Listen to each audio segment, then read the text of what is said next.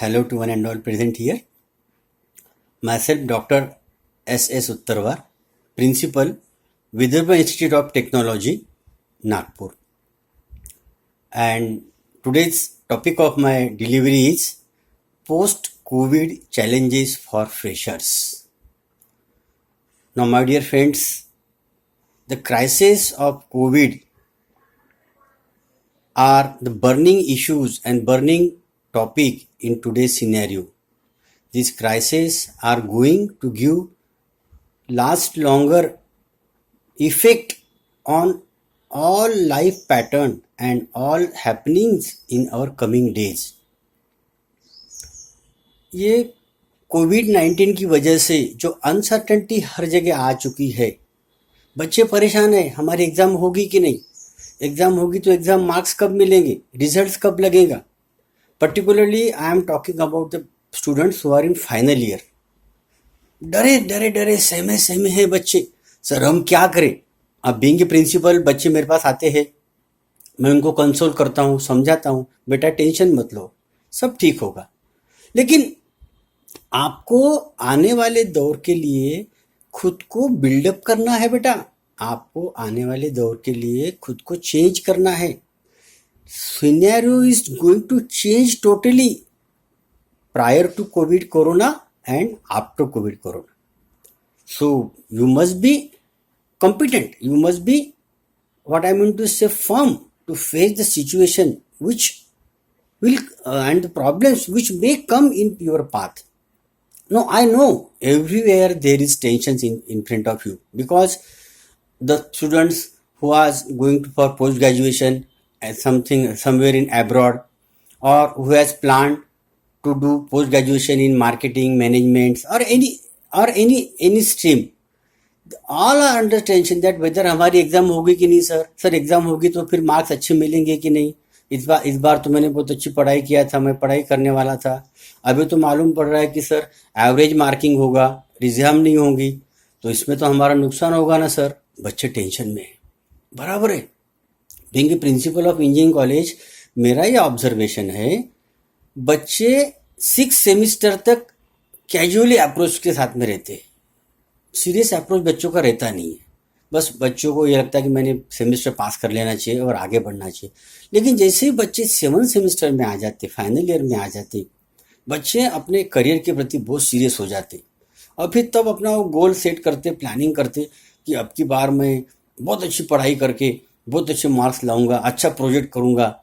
और फिर तो होता क्या है, बच्चों को जो ग्रेड है वो 3rd ईयर और 4th ईयर में देख के बनाया जाता है. तो बच्चों को फाइनल ईयर में असिस्ट करने के लिए प्रोजेक्ट होता है. प्रोजेक्ट बच्चों ने अच्छा किया तो बच्चों को अच्छे मार्क्स मिलते हैं उसमें, और बच्चों को प्रोजेक्ट्स में अच्छे मार्क्स मिल गए तो बच्चों का जो ग्रेड है, जो एवरेज है, फर्स्ट क्लास है, वो आसानी से वो बच्चे कवर कर सकते हैं. तो फिर उसी बलबूते पे बच्चों को बस फर्स्ट ईयर पे डिग्री बन जाती है और बच्चे मार्केट में सर्च करने के लिए आ जाते हैं. आज बच्चे इसलिए टेंशन में है, students are in tension because if they didn't have to face the examination and marks are given to them on the previous record of their semesters.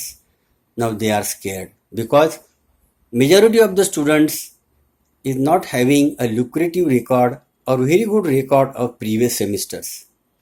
So that's why they are worried. Sir अगर ऐसा हुआ तो हमारा तो first class नहीं बनेगा, तो फिर हम कहाँ जाएंगे सर. ऐसी बात नहीं है बेटा. सिचुएशन चेंज होगी. आपको अपने आप को उसके लिए कॉम्पिटेंट करना है. आने वाले दौर में आपके सामने चैलेंजेस है, हम खुद ही आपको बता रहे हैं. इंडस्ट्री में, सोसाइटी में, कारपोरेट हाउस में जॉब कंडीशंस टोटली चेंज हो चुकी है. जो लोग इन सर्विस थे, जो जॉब पर थे, उनके जॉब गए, वो लोग भी मार्केट में है. फिर आप एज ए फ्रेशर मार्केट में आओगे. जिन लोगों के जॉब गए वो भी ऑलरेडी मार्केट में है, तो वो भी आपसे कॉम्पीट करेंगे जहाँ कहीं भी आप जॉब के लिए कोशिश करोगे, जो भी फील्ड में आप जाना चाहोगे. तो you should be competent enough. आपको अपने आप को इसके लिए फर्म बनाना है कि ये जो सर्कमस्टांसेस, ये जो चैलेंजेस मेरे सामने लाइफ में आने वाले हैं, इसको मैं ओवरकम कैसे करूं. आज का यूथ बहुत सेंटिमेंटल होता है. दोस्त मित्रों से ज़्यादा इन्वॉल्व नहीं रहता है, अपना लैपटॉप, अपना मोबाइल इसमें बिजी रहता है। तो होता क्या है, जब वो कभी इसी टेंशन में आ जाता है, कभी कुछ फ्रस्ट्रेशन में आता है, तो उसने अपनी इमोशंस, अपनी फीलिंग्स अपने दोस्तों से, अपने भाई से, पिताजी से, मम्मी से शेयर करना चाहिए, अपने टीचर से। मेरे साथ तो बच्चे बहुत कुछ शेयर करते, मेरे कॉलेज के बच्चे, मेरे कॉलेज के बाहर के भी जो बच्चे जिनसे भी मैं संपर्क में आता हूँ, बिकॉज मैं कई जगह एक्सपर्ट टॉक देने, एक्सपर्ट लेक्चर देने जाता हूँ। तो लेक्चर होने के बाद स्टूडेंट्स मेरे पास आते हैं, टीचर्स भी आते हैं, सर ऐसा हुआ क्या करें, सर वैसा हुआ क्या करें। सो हर चीज का सॉल्यूशन निकल सकता है, आपको कूलली और कामली उसके ऊपर सोचना है। आपने अगर सोचा नहीं तो उसका सॉल्यूशन कैसे मिलेगा आपको। आपको पेशेंस रखना है, मैं बता रहा हूँ। सीनियर हो आप, अभी जब मार्केट में आओगे, जब फील्ड में आओगे, जॉब स्ट्रक्चर में आप आओगे फील्ड में, तब आपको दिखेगा कि टोटली सिनेरियो चेंज हो चुका है इंडस्ट्रियल बेल्ट में। गवर्नमेंट ने तो बोला कि इंडस्ट्री चालू करो, लेकिन इंडस्ट्री चालू करने के लिए लेबर नहीं है, स्किल हैंड नहीं है। स्किल हैंड है तो इंडस्ट्री ओनर जो है, जो इंडस्ट्री रन कर रहा है, उसका फाइनेंशियल पोटेंशियल नहीं है, क्योंकि उसका पैसा मार्केट में फंसा हुआ है। सो एन नंबर ऑफ प्रॉब्लम हर किसी के सामने ये कोविड और कोरोना ने चैलेंज खड़ा किया हुआ है। लेकिन जो चैलेंज पे मात करेगा बेटा, वही आगे जाएगा। मैं आपको एक इतिहास का किस्सा सुनाना चाहूँगा। पुरंदर नाम का किला है पूना के पास में, जिसको औरंगजेब का सरदार था दिलेर खान, उसने उस पर हमला किया था।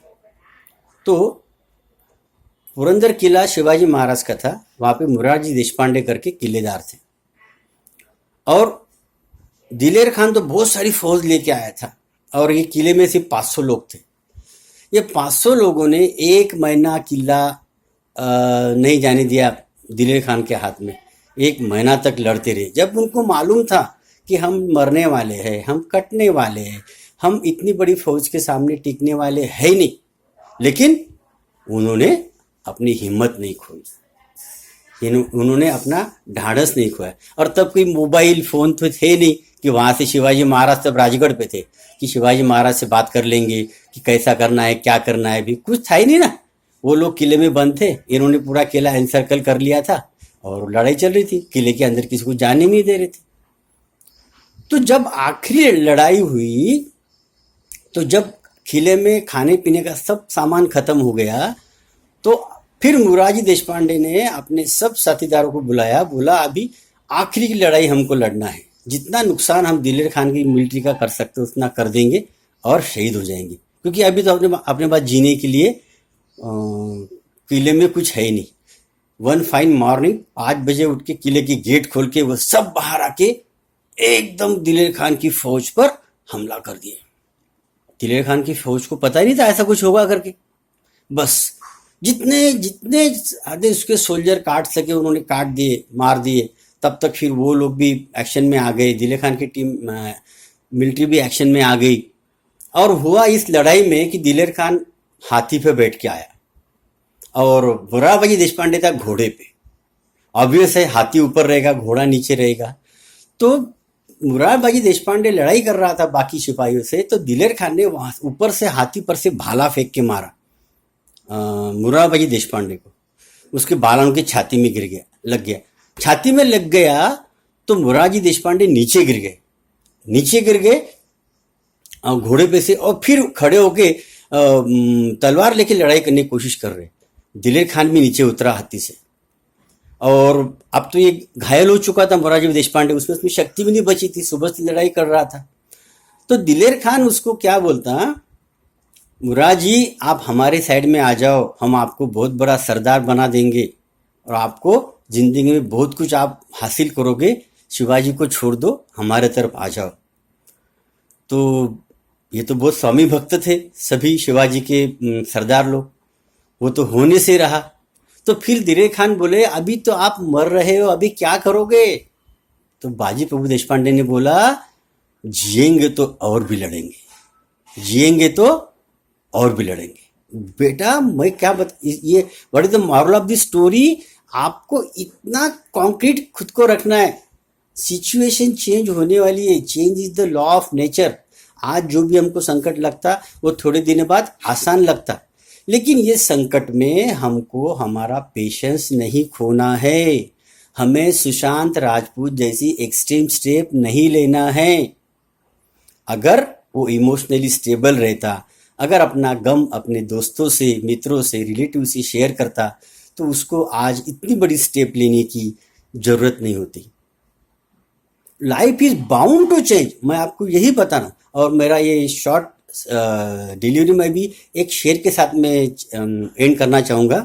मंजिलें उन्हीं को मिलती है, मंजिलें उन्हीं को मिलती है जिनकी ख्वाबों में जान होती है। मंजिलें उन्हीं को मिलती है जिनकी ख्वाबों में जान होती है।